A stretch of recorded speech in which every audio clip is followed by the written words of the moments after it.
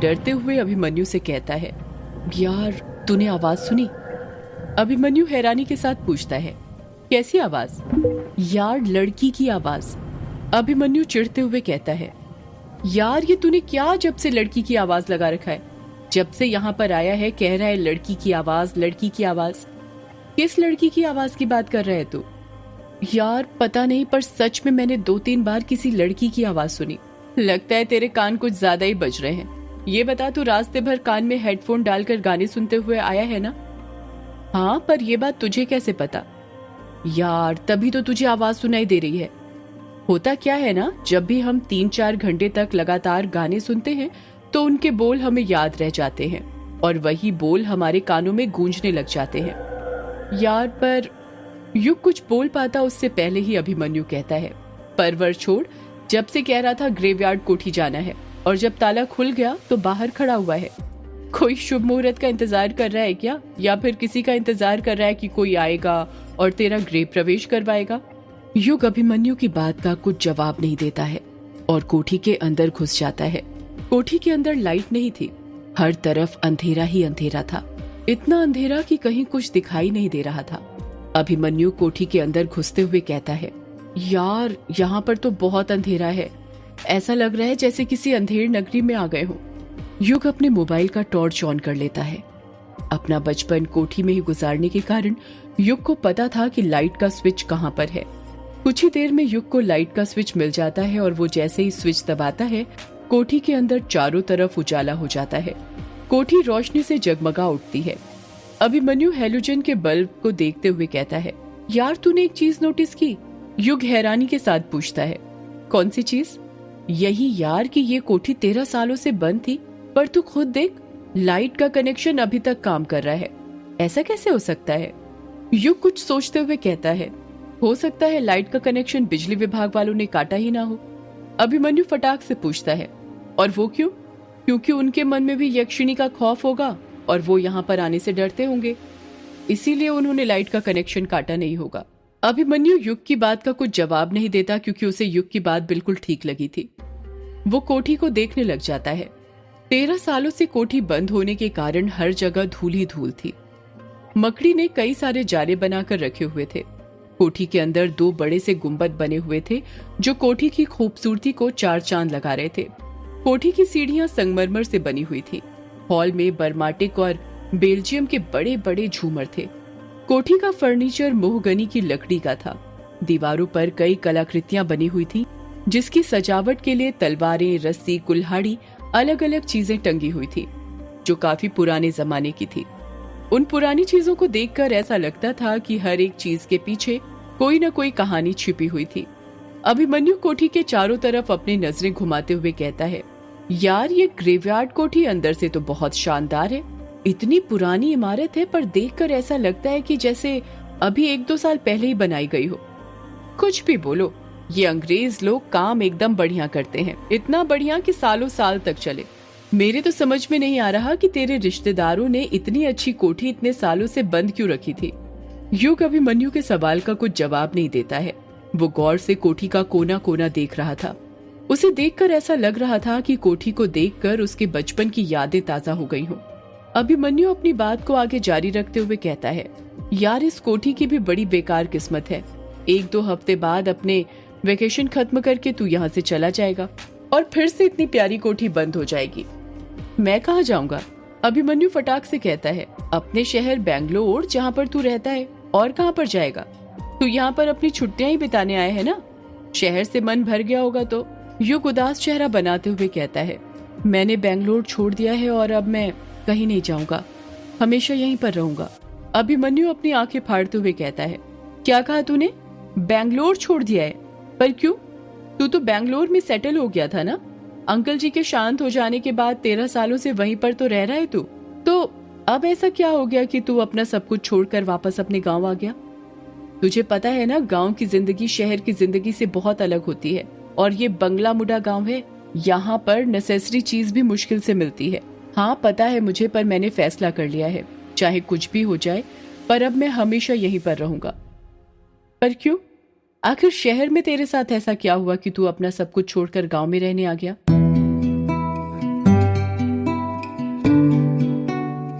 यार अभिमन्यु, देख, अभी ना मेरा तुझे कुछ भी बताने का बिल्कुल मूड नहीं है। मेरा सिर बहुत तेज दर्द हो रहा है। लंबा सफर करने के कारण नींद भी बहुत आ रही है, इसलिए सोने दे मुझे। मैं तुझे सुबह सब कुछ बताता हूँ ना। अभिमन्यु युग की हालत समझ जाता है और उदास चेहरा बनाते हुए कहता है, हाँ चल ठीक है, पर तू सोएगा कहाँ? कोठी में तो सब जगह धूल जमी हुई है। इतनी धूल पर सोएगा क्या? अभिमन्यु ने डाइनिंग टेबल पर फूंक मारते हुए कहा। युग अपने आसपास देखते हुए कहता है, लगता है कल सुबह उठकर सबसे पहले सफाई करनी पड़ेगी।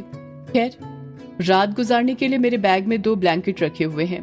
एक तू ले ले, एक मैं ले लेता हूँ, वही बिछाकर सो जाएंगे। फिर सुबह कुछ ना कुछ तो कर ही लेंगे। हाँ ठीक है। युग अपने बैग में से ब्लैंकेट निकालता है और दोनों उसे बिछाकर उस पर सो जाते हैं।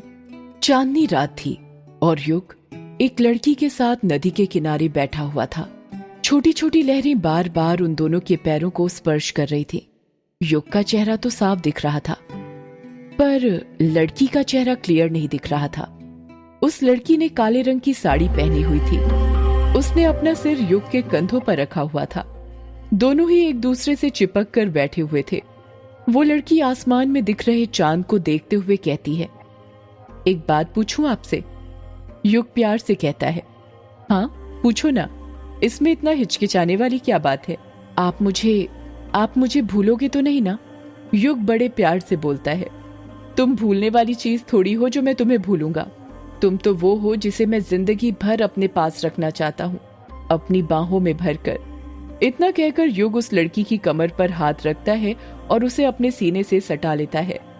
वो लड़की युग से दूर हटते हुए कहती है, कोई बातें बनाना तो आपसे सीखे। अच्छा चलिए, ये बताइए मैं आपके लिए क्या हूँ? क्या हूँ मतलब ये कि मैं आपकी जिंदगी में क्या अहमियत रखती हूँ? युग उस लड़की से मजाक करते हुए कहता है, तुम कुछ अहमियत नहीं रखती मेरी जिंदगी में। मेरी जिंदगी मुझसे है ना कि तुमसे। युग का जवाब सुनकर वो लड़की नाराज हो जाती है और मुंह फुलाते हुए कहती है, मतलब इतने दिनों से जो कुछ आप मेरे साथ कर रहे हैं वो सब दिखावा है। सब लड़के ना एक जैसे होते हैं। उन्हें लड़कियों से बस एक ही चीज चाहिए होती है और वो है उनका जिस्म। जहां आप लोगों का मतलब निकलता है, आप लोग हमसे मुंह फेर लेते हैं। इतना कहकर वो लड़की वहां से उठने लग जाती है। तभी युग उसका हाथ पकड़ते हुए कहता है, अरे तुम तो नाराज ही हो गई। मैं तो मजाक कर रहा था मेरी जान। तुम जानना चाहती थी ना कि मेरी जिंदगी में तुम्हारी क्या अहमियत है, तो अब गौर से सुनो। इतना कहकर युग उस लड़की को फिर से अपने पास बैठा लेता है और उसकी आंखों में देखते हुए कहता है, तुम मेरी जिंदगी की H2O हो। वो लड़की हैरानी के साथ कहती है, H2O हूँ? मतलब तुम मेरी जिंदगी का पानी हो जिसे पीकर मैं अपनी प्यास बुझाना चाहता हूँ। तुम मेरी जिंदगी की ऑक्सीजन हो जिसे मैं अपनी सांसों में भरकर जीना चाहता हूँ। इतना कहकर युग उस लड़की के करीब चला जाता है, इतने करीब कि अगर अब वो जरा सा भी आगे बढ़ता तो उसके होंठ उस लड़की के होंठ से टकरा जाते। वो लड़की एक लंबी आह भरते हुए कहती है, आप रुक क्यों गए? बोलते रहिए। तुम मेरी जिंदगी का वो हसीन ख्वाब हो जिसे मैं रोज देखता हूँ। तुम मेरी जिंदगी का वो सुकून हो जो मुझे तुम्हारी बाहों के सिवा कहीं और नहीं मिलता। तुम मेरी जिंदगी का वो हिस्सा हो जिसके बिना मैं कुछ नहीं। सच तो ये है कि मेरा तुम्हारे बिना कोई वजूद नहीं। युग को पता ही नहीं चल पाता कि कब बातें करते करते उसके होंठ उस लड़की के होंठों से टकरा जाते हैं। दोनों के होंठ चिपक गए थे, ठीक उसी तरह जिस तरह भंवरा फूल से चिपकता है। जब युग और वो लड़की एक दूसरे को स्पर्श करते हैं तो दोनों को अपने अपने बदन में एक कपकपी सी होती है और दोनों एक दूसरे को अपनी बाहों में भर लेते हैं। वो दोनों कब रेत पर लौट जाते हैं उन्हें पता ही नहीं चलता। उस लड़की की काली साड़ी में युग पूरी तरह गूंथ चुका था। कोई इस बात का अंदाजा ही नहीं लगा सकता था कि उस लड़की ने साड़ी भी पहनी हुई थी। ऐसा लग रहा था जैसे वो साड़ी एक चादर हो जिसमें वो दोनों समाये हुए थे। उस लड़की के बदन का एक एक अंग युग के अंग के साथ स्पर्श हो रहा था। दोनों एक दूसरे में समाहित हो गए थे। उन दोनों के रोम रोम में आग लगने लग गई थी। युग उस लड़की के बहुत करीब चला गया था, इतने करीब कि तेज तेज चल रही उस लड़की के दिल की धड़कनों को वो साफ साफ सुन पा रहा था। युग का मन ही नहीं कर रहा था उस लड़की के बदन को छोड़ने का। उसने अपने शरीर की पूरी ताकत लगाकर उसके बदन को अपनी बाहों में जकड़ा हुआ था। वो लड़की बड़ी हिम्मत से अपने हाथ छुड़ाते हुए युग को रेत पर लेटाती है और एक एक करके उसके शर्ट के बटन खोलने लग जाती है। युग अपने आप को उस लड़की को सौंप देता है और रेत पर ही लेटकर आहें भरने लग जाता है। वो लड़की युग के शर्ट के बटन खोल देती है और उसके माथे को चूमने लग जाती है। वो लड़की युग के माथे को चूमते हुए कहती है, आप मुझे भूलोगे तो नहीं ना? युग धीरे से कहता है, नहीं, मैं तुम्हें नहीं भूलूंगा, कभी नहीं। वो लड़की बार बार युग को चूमते हुए बस यही बोले जा रही थी, आप मुझे भूलोगे तो नहीं ना? और युग कहता, नहीं, कभी नहीं। युग के अंदर की गर्मी बढ़ती जा रही थी। वो युग के माथे को चूमने के बाद नीचे आने लग जाती है और उसके सीने को चूमने लगती है। युग के अंदर की उत्तेजना बढ़ते जा रही थी। उसका पूरा बदन पसीने से भीग चुका था। उसके माथे और बदन पर पसीने की बड़ी बड़ी बूंदें थीं। उसे अपने पूरे शरीर में गर्मी का एहसास होने लग जाता है। उसे ऐसा लग रहा था जैसे वो किसी आग में तप रहा हो। देखते ही देखते गर्मी इतनी बढ़ जाती है कि उसकी नींद टूट जाती है और वो अपने सपने में से बाहर आ जाता है। युग झटके के साथ उठते हुए कहता है, ओह माय गॉड, फिर वही सपना। इतना कहकर युग अपने माथे का पसीना पोंछने लग जाता है। उसका पूरा बदन पसीने से लथपथ हो गया था। युग खुद से कहता है, हे भगवान, ये क्या है? क्यों बार बार आप मुझे एक ही सपना दिखाते हो? और आखिर वो लड़की कौन है जिसके साथ मैं ये सब करता रहता हूँ? इतने करीब तो मैं आज तक अपनी जिंदगी में किसी लड़की के नहीं गया। कौन है वो लड़की? क्या संबंध है मेरा उसके साथ? यही सब सोचते हुए युग अपनी जगह पर खड़ा होता है। अपने बैग में से पानी की बोतल निकालता है और पानी पीते हुए फिर सोचने लग जाता है, ये सपना मेरा पीछा क्यों नहीं छोड़ता? बेंगलोर में भी यही सपना दिखता था और यहाँ पर भी। सपने में जो नदी थी वो तो किश्नोई नदी थी, पर वो लड़की कौन थी और उसका चेहरा मुझे क्यों नहीं दिखता कभी? युग वापस से लेट जाता है और कोठी की छत को देखते हुए सोचने लगता है, नदी तो मिल गई, हो सकता है वो लड़की भी मिल जाए। बस एक बार वो लड़की मिल जाए, फिर ये सारे सपनों के राज खुल जाएंगे। कुछ न कुछ कनेक्शन तो जरूर है मेरा उस लड़की के साथ। ऐसे ही सपने नहीं आते, वो भी सेक्स वाले। यही सोचते हुए युग की कब नींद लग जाती है उसे पता ही नहीं चलता। सुबह हो गई थी और सुबह के 7 बज रहे थे। अभिमन्यु अभी तक गहरी नींद में सो रहा था।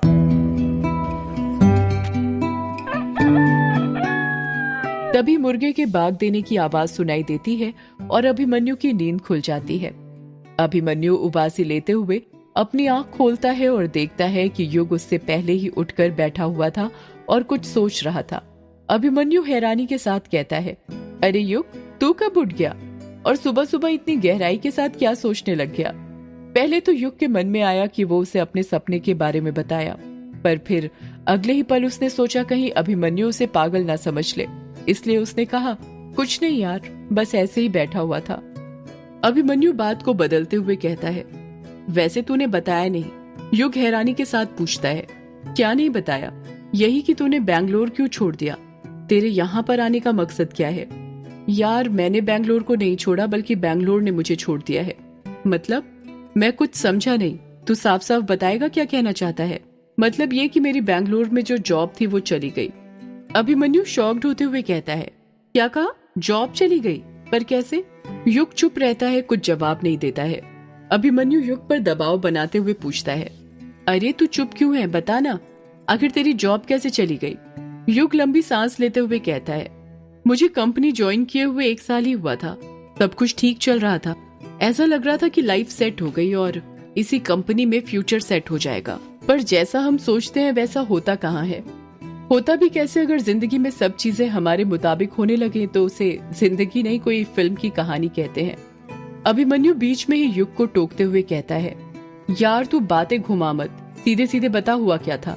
युग अपनी बात को आगे जारी रखते हुए कहता है, सब कुछ ठीक ही चल रहा था कि तभी हम लोगों को बताया गया कि कंपनी लॉस में चल रही है, जिस कारण कंपनी के फाइनेंशियल कंडीशन खराब हो गई थी।